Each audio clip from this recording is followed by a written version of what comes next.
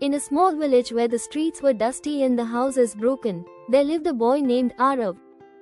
Hunger was a familiar guest, and scarcity was a part of daily life. His world was simple: a one-room hut with a leaking roof, a kitchen shelf holding only a handful of rice, a father whose hands were calloused from labor, and a mother who stitched torn clothes for neighbors, hoping to earn enough to buy salt or oil. And yet, in this world of little, Arav had one possession that mattered more than anything else: a single torn notebook. Its pages were wrinkled and smudged with dirt, but for him, it was a doorway to another world. A world of knowledge, of opportunity, of hope. Other children carried bags full of books, pencils, and rulers. Arav carried just his notebook, pressed to his chest like a treasure. Life in the village was harsh. Every morning, Arav's father left early to find work. Some days, he carried bricks under the hot sun. On others, he dug trenches or hauled stones. At night, he returned exhausted, sometimes with coins, sometimes with nothing. His mother stretched every grain of rice she could find, boiling watery lentil soup flavored only with salt.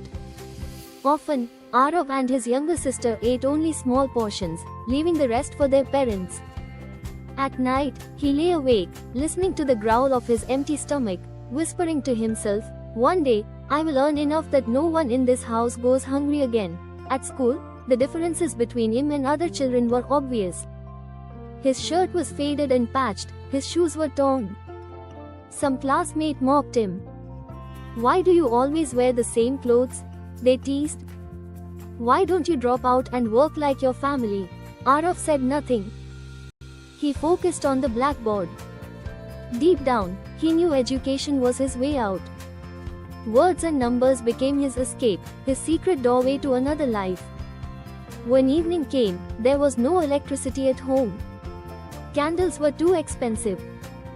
The oil lamp belonged to his mother, who used it to stitch clothes late into the night. So Arav found another solution. He carried his notebook and pencil to the single street light at the edge of the village and sat for hours writing, solving sums, and reading whatever scraps he could find.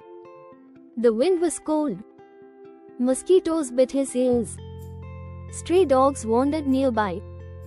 Some villagers laughed when they saw him. "Look at this boy, sitting under a street light, pretending to be a scholar." But Arav stayed. In that faint orange glow, he wasn't poor. He wasn't hungry, mocked, or forgotten. He was a student, a dreamer, a fighter. The street light became his classroom, his sanctuary, his silent witness.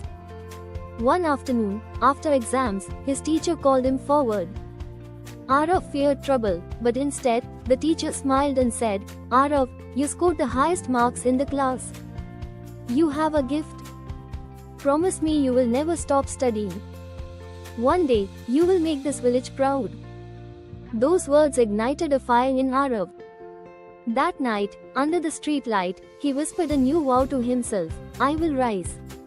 No matter what it takes, I will rise." As he grew older, he realized his family could not afford even the basics for school. Notebooks, pens, exam fees, all were luxuries. So he turned his knowledge into survival. He began tutoring younger children in the village.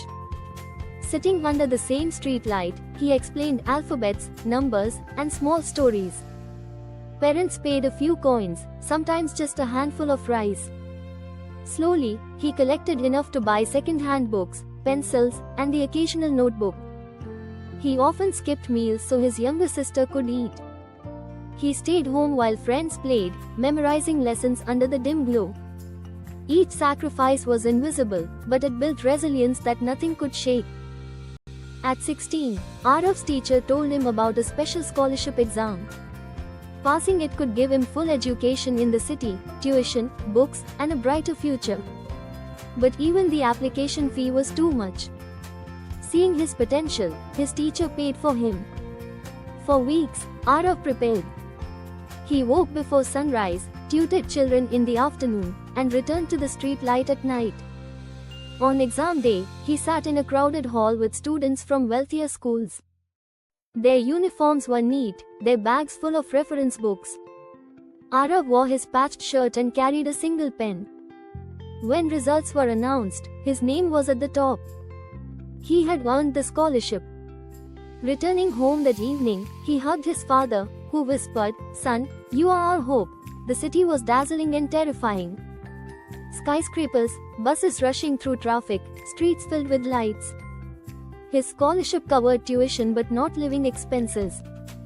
In classrooms, he sat among students who spoke fluent English, carried laptops, and wore branded clothes. Arav felt invisible in his old shirt.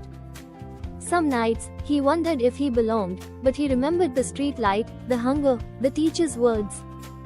"I didn't come this far to give up," he whispered to himself.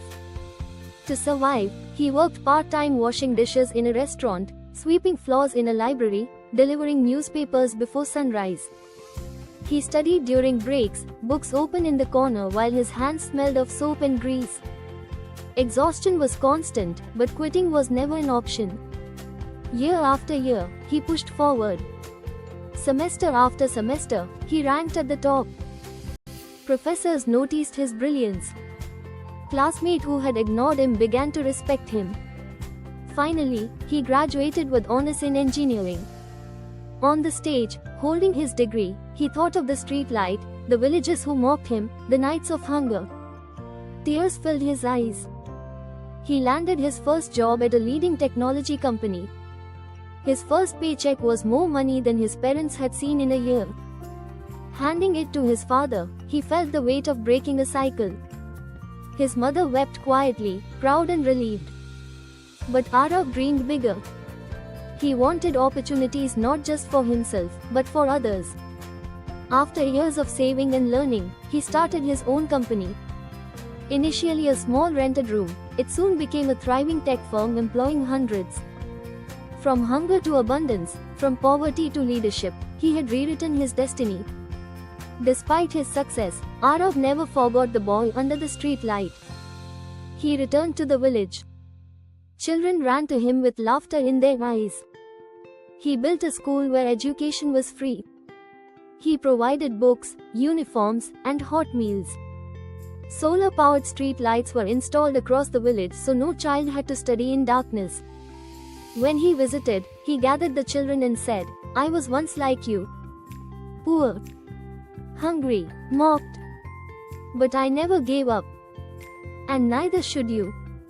His words were living proof, not just advice. Arav's story is not just about escaping poverty. It is about defeating despair.